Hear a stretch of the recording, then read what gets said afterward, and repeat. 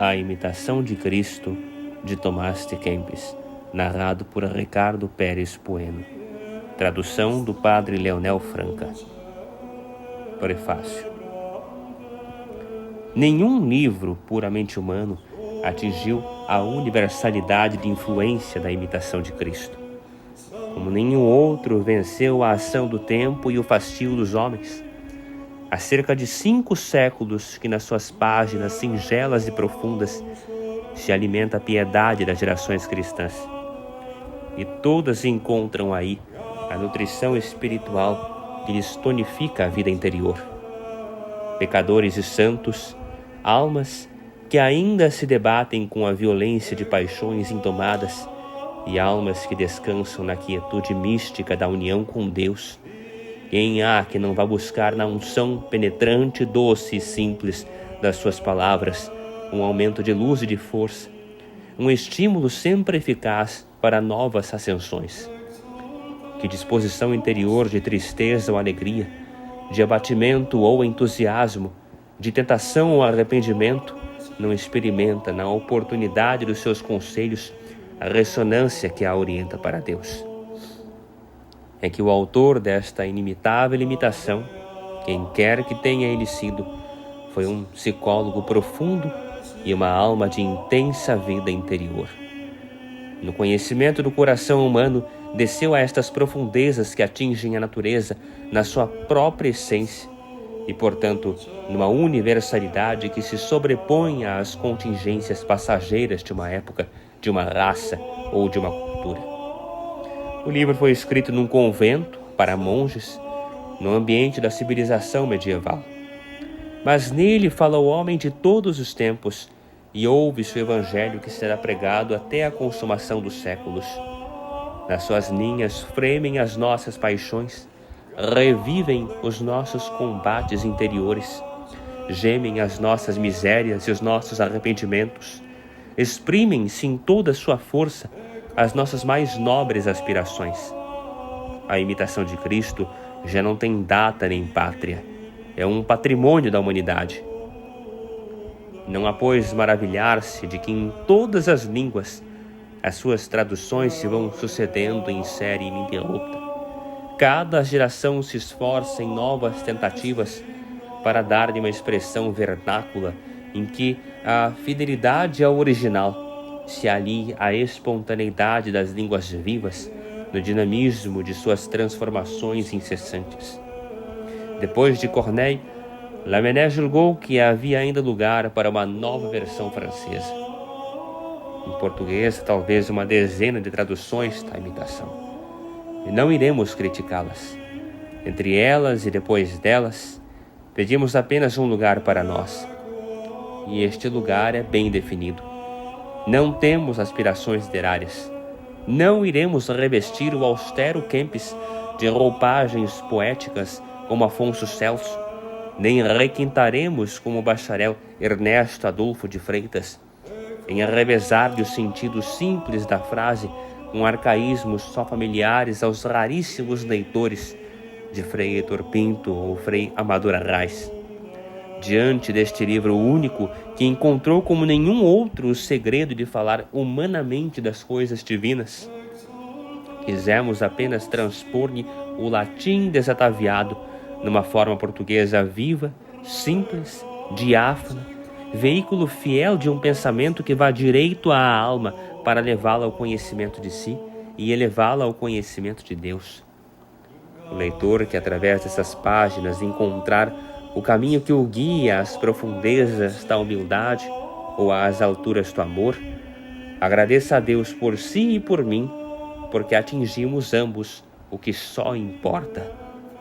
Rio, 18 de janeiro de 1944, Padre Leonel Franca. Livro 1. Avisos para a vida espiritual. Capítulo 1. Da imitação de Cristo e do desprezo de todas as vaidades do mundo. Quem me segue não anda em trevas. João 8,12. Com estas palavras exorta-nos Cristo a que imitemos a vida e os costumes, se verdadeiramente queremos ser iluminados e livres de toda a cegueira do coração. Meditar na vida de Jesus seja, pois, a nossa maior solicitude. A doutrina de Cristo sobreleva toda a doutrina dos santos, e quem tiver o Espírito encontrará o maná que nela está escondido. A muitos, porém, acontece que, ouvindo a miúde o Evangelho, sentem pouco fervor, porque lhes falta o Espírito de Cristo.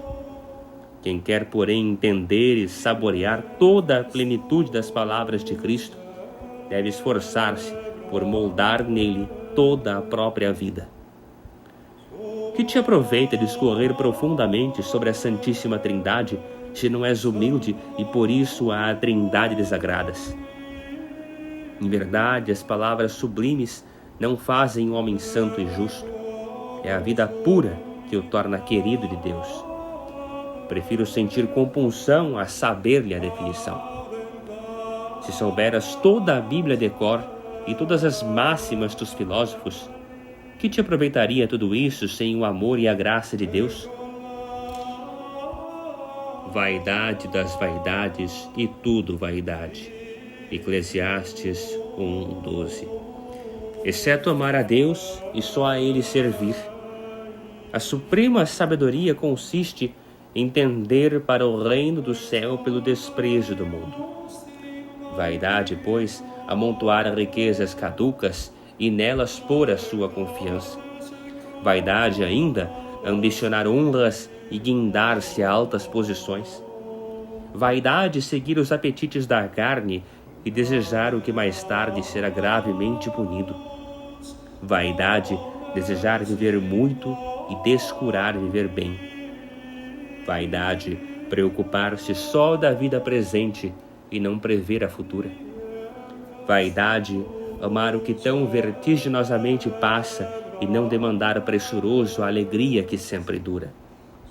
Lembra-te a miúde daquela sentença do sábio: não se fartam os olhos de ver, nem os ouvidos de ouvir.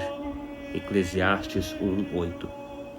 Aplica-te, pois, a desapegar o teu coração do amor das coisas visíveis para transportá-lo às invisíveis, porque os que se deixam levar pela própria sensualidade mancham a consciência e perdem a graça de Deus. Capítulo 2. Do humilde sentir de si mesmo. Todo homem tem o desejo natural de saber, mas que vale a ciência sem o temor de Deus? O camponês humilde que serve a Deus está sem dúvida acima do filósofo soberbo que, descuidando a sua alma, observa o curso dos astros. Quem se conhece bem despreza-se a si mesmo e não se compraz nos louvores dos homens. Se eu possuísse toda a ciência do mundo e não tivesse caridade, que me aproveitaria aos olhos de Deus, que me há de julgar segundo as minhas obras? Modera o desejo desordenado de saber, que gera muita dissipação e muito desengano. Os que têm muita ciência gostam de ser tidos e aplaudidos por sábios.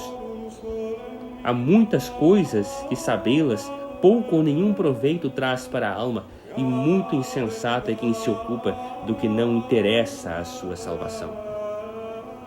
Muita palavra não sacia a alma, é a vida santa que consola o coração, é a consciência pura que inspira grande confiança em Deus. Quanto mais e melhor souberes, tanto mais severamente has de ser julgado, se não viveres mais santamente. Não te envaideças, pois, de qualquer arte ou ciência. Teme antes pelas luzes que recebeste. Se te parece que sabes e compreendes bem muitas coisas, tem por certo que muito mais são as que ignoras. Não te ensoberbeças. Romanos 11:20. Antes confessa a tua ignorância. Como te queres preferir a outros, se tantos há mais doutos e mais versados que tu na lei de Deus? Queres saber e aprender algo de útil? Folga em viver ignorado e ser tido por nada. A ciência mais alta e mais proveitosa é o verdadeiro conhecimento e desprezo de si mesmo.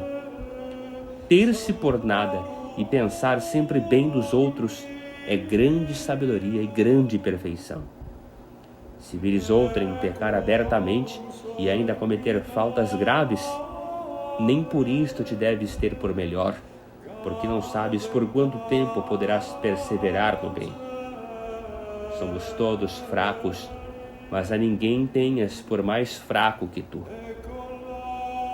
Capítulo 3. Da doutrina da verdade. Feliz aquele a quem a verdade por si ensina, não por figuras ou palavras que passam, senão por si mesma, mostrando-se tal qual é. Nossa razão e nossos sentidos veem pouco e muitas vezes nos enganam, que aproveitam estas discussões sutis de coisas ocultas e obscuras, de que não seremos arguidos no juízo de Deus por as havermos ignorado. Grande insensatez descuidarmos o que é útil e necessário para nos aplicarmos com gosto ao curioso e nocivo. Em verdade, temos olhos e não vemos. Que se nos dá dos gêneros e das espécies? De muitas opiniões se desembaraça aquele a quem fala o Verbo eterno. Deste único Verbo procedem todas as coisas e todos o proclamam.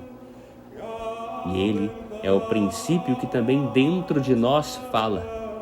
Sem ele, ninguém entende ou julga retamente. Aquele que tudo encontra na unidade soberana, a ela tudo refere e nela tudo vê, pode ter o coração firme e descansar na paz de Deus. Ó verdade, ó Deus, uni-me a vós em caridade perpétua. Enfastia-me muitas vezes ler e ouvir tanta coisa. Em vós se acha quanto quero e desejo. Calem-se todos os doutores. Emudeçam em vossa presença as criaturas todas. Falai-me vós só. Quanto maior progresso fizer cada um na unidade e simplificação interior, tanto mais numerosas e mais sublimes coisas entenderá sem esforço, porque do alto receberá a luz da inteligência. A alma pura, simples e constante não se dissipa ainda que entenda em muitas ocupações, porque todas referem à glória de Deus e tranquila em coisa alguma busca a si própria. E há que mais te embarace e perturbe do que os afetos imortificados de teu coração. O homem bom, temente a Deus, dispõe primeiro no seu interior as obras que depois há de fazer externamente. Assim, elas não o arrastam ao desejo de alguma inclinação viciosa, mas ele as submete ao arbítrio da reta razão. Quem peleja com mais vigor do que aquele que trabalha por vencer a si mesmo, este deverá ser o nosso maior empenho, vencermos a nós mesmos, tornarmos-nos cada dia mais fortes e fazermos algum progresso no bem. Toda perfeição nesta vida anda mesclada de alguma imperfeição, e na nossa inteligência não há luz sem sombras. O humilde conhecimento de ti mesmo é caminho que leva a Deus com mais segurança que as investigações profundas da ciência. Não é que a ciência ou o simples conhecimento das coisas sejam condenáveis, porque em si são bons e ordenados por Deus. Sempre, porém, se lhes há de preferir a boa consciência e a vida virtuosa. Mas porque muitos se empenham mais em adquirir ciência do que em bem viver, por isso erram a cada passo e pouco ou nenhum fruto colhem do seu trabalho. Oh, se eles pusessem tanto ardor em extirpar vícios e plantar virtudes como põem em agitar questões, não se veriam tantos males e escândalos entre o povo, nem tanta desordem nos mosteiros. Por certo, no dia do juízo, não se nos perguntará o que lemos, mas o que fizemos. Nem se falamos com eloquência, senão se vivemos com piedade. Dize-me, onde estão agora todos aqueles mestres e doutores que bem conheceste quando ainda viviam e floresciam nas escolas? Já outros possuem as suas prebendas, e talvez nem deles se lembrem. Quando vivos pareciam alguma coisa, hoje deles nem se fala. Oh, quão depressa passa a glória do mundo! Provera a Deus que a vida lhes concordasse com a doutrina. Teriam então lido e estudado com proveito. Quantos perecem no mundo, entregues a uma ciência vã e descuidados do serviço de Deus? Esvaeceram em suas cogitações. Romanos 1:21. Porque antes quiseram ser grandes que humildes. Verdadeiramente grande é quem tem grande caridade. Verdadeiramente grande, aquele que, pequeno aos próprios olhos, em nada estima as maiores honras. Verdadeiramente sábio, aquele que considera todas as coisas da terra como lodo para ganhar a Cristo. Filipenses 3:8. E verdadeiramente douto, aquele que faz a vontade de Deus e renuncia à própria.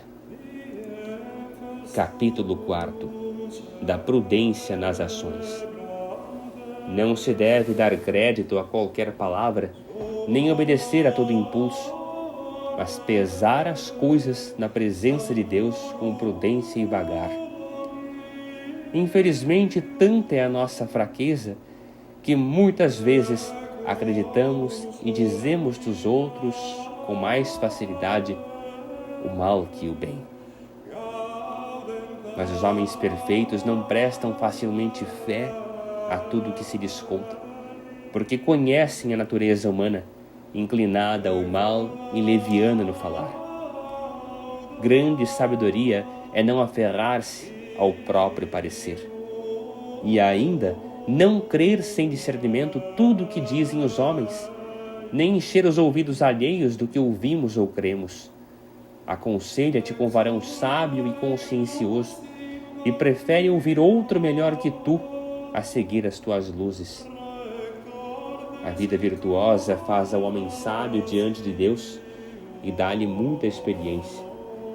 Quanto mais o homem for humilde e submisso a Deus, tanto maior será a sua sabedoria e serenidade. Capítulo 5. Da lição das Sagradas Escrituras. Nas Sagradas Escrituras, há de procurar-se a verdade, não a eloquência. Os livros santos devem ser lidos com o mesmo espírito com que foram ditados. Neles devemos buscar a edificação mais que as sutilezas de linguagem. De tão boa vontade devemos ler os livros singelos e devotos como os profundos e sublimes. Não te embaraçes com a autoridade do escritor, se foi homem de grandes ou de poucas letras. Mova-te a ler o puro amor da verdade. Considera o que te dizem sem indagar quem o diz. Os homens passam, mas a verdade do Senhor permanece eternamente. Salmo 38, 7. Deus fala-nos de diferentes maneiras, sem aceitação de pessoas. Na lição das Escrituras, prejudica-nos muitas vezes nossa curiosidade, porque pretendemos compreender e discutir o sobre que se deveria passar com simplicidade. Se queres tirar proveito, lê com humildade, singeleza e fé, sem aspirares à reputação de grande ciência. Interroga de bom grado e ouve em silêncio as palavras dos santos. Nem te desagradem as sentenças dos velhos que sem razão não as proferem. Capítulo 6. Das afeições desordenadas. Todas as vezes que o homem deseja alguma coisa desordenadamente, entra logo a sentir-se inquieto. O soberbo e o avarento nunca têm descanso. O pobre e o humilde de espírito vivem em muita paz. Quem ainda não morreu perfeitamente a si mesmo é bem depressa tentado e vencido em coisas pequenas e insignificantes. O fraco de espírito, ainda um tanto carnal e inclinado às coisas sensíveis, dificilmente pode desapegar-se de todos os desejos da terra. E por isto sente-se muitas vezes triste quando dele se priva e com facilidade se irrita se alguém o contraria. Mas se alcança o que desejava, logo o oprime o remorso de consciência por haver seguido sua paixão que lhe não traz a paz que buscava. É com efeito resistindo e não obedecendo às paixões que se encontra a verdadeira paz de coração. Paz não terá, pois, o homem carnal, nem o dissipado, mas o fervoroso e espiritual. Capítulo 7. Que se há de fugir a vã esperança e o orgulho. Insensato quem coloca sua esperança nos homens ou nas criaturas. Não te envergonhes de servir aos outros por amor de Jesus Cristo, nem de parecer pobre neste mundo. Não te apoies em ti, mas em Deus firma a tua esperança. Faz o que está em tuas mãos e Deus ajudará a tua boa vontade.